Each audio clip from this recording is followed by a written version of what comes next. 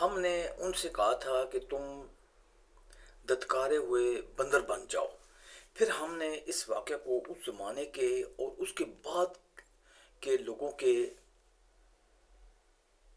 عبرت اور ڈرنے والوں کے لیے نصیحت کا سامان بنا دیا۔ اور وقت یاد کرو جب موسیٰ نے اپنی قوم سے کہا تھا کہ اللہ تمہیں حکم دیتا ہے کہ تم ایک گائے ذبح کرو، وہ کہنے لگے کہ کیا آپ ہمارا مذاق بناتے ہیں؟ موسیٰ نے کہا میں اس بات سے اللہ کی پناہ مانگتا ہوں کہ میں ایسے نادانوں میں شامل ہوں جو مذاق میں جھوٹ بولیں۔ انہوں نے کہا کہ ہماری خاطر اپنے رب سے درخواست کیجئے کہ ہمیں صاف صاف بتائے کہ وہ گائے کیسی ہو۔ اس نے کہا اللہ فرماتا ہے کہ وہ ایسی گائے ہو کہ نہ وہ بہت بوڑھی ہو نہ بالکل بچی، بلکہ ان دونوں کے بیچ بیچ میں ہو۔ بس اب جو حکم تمہیں دیا گیا ہے اس پر عمل کر لو۔ کہنے لگے کہ آپ ہماری خاطر اپنے رب سے درخواست کیجئے کہ ہمیں صاف صاف بتائے کہ اس کا رنگ کیسا ہو۔ موسیٰ نے کہا اللہ فرماتا ہے کہ وہ ایسی تیز زرد رنگ کی گائے ہو جو دیکھنے والوں کا دل خوش کر دے۔ انہوں نے پھر کہا کہ آپ ہماری خاطر اپنے رب سے درخواست کیجئے کہ ہمیں صاف صاف بتائے کہ وہ گائے کیسی ہو۔ اس گائے نے تو ہمیں شبے میں ڈال دیا ہے، اور اللہ نے چاہا تو ہم ضرور اس کا پتہ لگا لیں گے۔ موسیٰ نے کہا اللہ فرماتا ہے کہ وہ ایسی گائے ہو جو کام میں جد کا زمین میں ہل نہ چلاتی ہو اور نہ کھیتی کو پانی دیتی ہو، پوری طرح صحیح سالم ہو جس میں کوئی داغ نہ ہو۔ انہوں نے کہا ہاں اب آپ ٹھیک ٹھیک پتہ لے کر آئے۔ اس کے بعد انہوں نے اسے ذبح کیا جبکہ لگتا نہیں تھا کہ وہ کر پائیں گے۔ اور یاد کرو جب تم نے ایک شخص کو قتل کر دیا تھا اور اس کے بعد اس کا الزام ایک دوسرے پر ڈال رہے تھے، اللہ کو وہ راز نکال باہر کرنا تھا جو تم چھپائے ہوئے تھے۔ چنانچہ ہم نے کہا کہ اس مقتول کو اس گائے کے ایک حصے سے مارو۔ اس طرح اللہ مردوں کو زندہ کرتا ہے اور تمہیں اپنی قدرت کی نشانیاں دکھاتا ہے تاکہ تم سمجھ سکو۔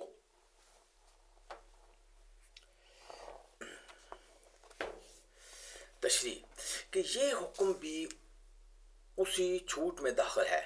اس موقع پر اللہ نے کوئی طور ان کے سروں پر بلند کر دیا کہ تورات کے تمام احکام کو تسلیم کرو۔ وہ جب انہیں یہ اندیشہ ہوا کہ کہیں پہاڑ ان پر گرا نہ دیا جائے، تب ان لوگوں نے تورات کو ماننے اور اس پر عمل کرنے کا عہد کیا۔ اس آیت میں اس واقعہ کی طرف اشارہ ہے کہ کوئی طور کو ان کے سروں پر بلند کرنے کی یہ صورت بھی ممکن ہے کہ پہاڑ کو اپنی جگہ سے ہٹا کر ان کے سروں پر معلق کر دیا، جیسا کہ حافظ ابن جریر رحمۃ اللہ نے متعدد تابعین سے نقل کیا ہے، اور ظاہر ہے کہ اللہ تعالیٰ کی قدرت سے یہ کچھ بعید نہیں، اور جو بھی ممکن ہے کہ کوئی اور ایسی صورت پیدا فرما دی گئی ہو کہ ان لوگوں کو ایسا محسوس ہوا کہ پہاڑ ان پر آ گرے گا۔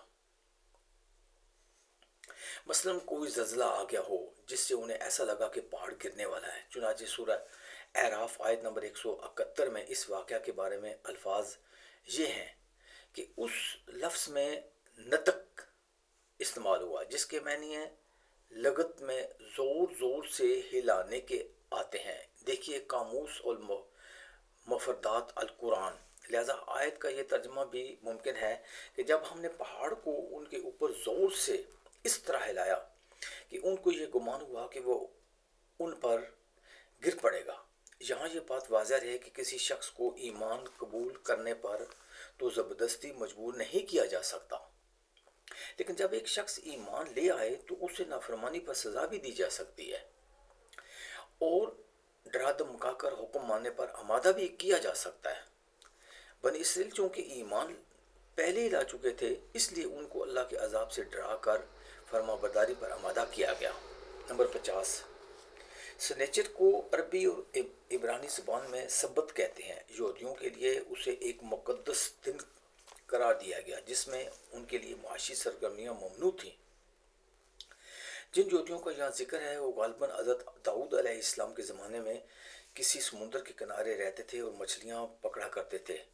سنیچر کے دن مچھلیاں پکڑنا ان کے لیے ناجائز تھا، مگر شروع میں انہوں نے کچھ ہیلے کر کے اس حکم کی خلاف ورزی کرنی چاہی اور پھر کھلا مچھلیاں پکڑنی شروع کر دی۔ کچھ نیک لوگوں نے انہیں سمجھایا مگر وہ باز نہ آئے۔ بالآخر ان پر عذاب آیا اور ان کی صورتیں مسخ کر کے انہیں بندر بنا دیا گیا۔ اس واقعے کی تفصیل سورہ اعراف 166 163 میں آنے والی ہے۔ 51 جیسا کہ نیچے آیت 72 نمبر میں آ رہا ہے کہ یہ حکم ایک مقتول کا قاتل دریافت کرنے کے لیے دیا گیا تھا، اس لیے بنو اسرائیل نے اس کو مذاق سمجھا کہ گائے ذبح کرنے سے قاتل کیسے معلوم ہوگا۔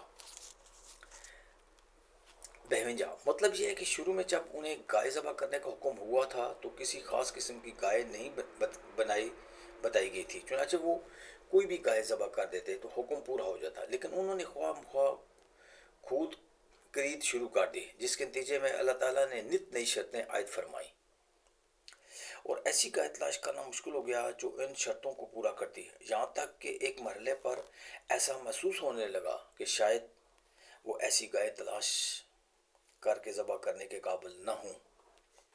اس واقعے میں سبق دیا گیا ہے کہ بلا وجہ غیر ضروری کھوج میں پڑنا ٹھیک نہیں۔ جو بات جتنی سادہ ہو اس پر اتنا ہی سادگی سے عمل کر لینا بہتر ہے۔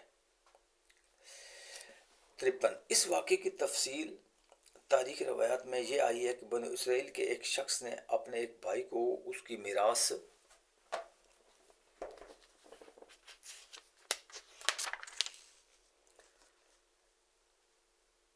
بعد تمہارے دل کو پھر سخت ہو گئے، اس بھائی کو اس کی میراث حاصل کرنے کی خاطر قتل کیا۔